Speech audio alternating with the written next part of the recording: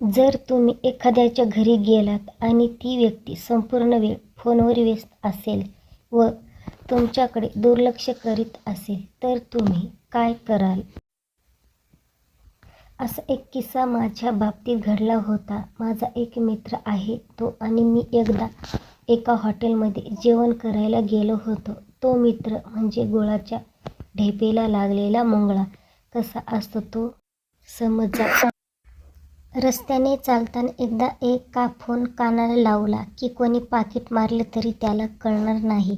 मागे एकदा CST वरून खोपोली ट्रेन पकडली. त्याने उतरायचे होते ठाण्याला. महाशय फोनवर बोलता बोलता खोपोलीला येऊन सगळी ट्रेन खाली झाली तरी त्याचं लक्ष नव्हते.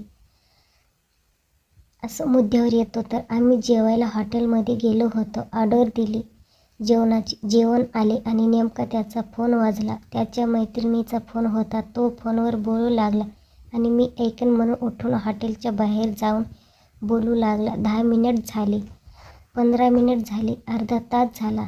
महाशय फोनवरच. आता माझी सटकली. मी घेतले पटापट जेवण. त्यानंतर आईस्क्रीम मागवली मुद्दाम. आईस्क्रीम झाल्यावर परत ज्यूस मागवला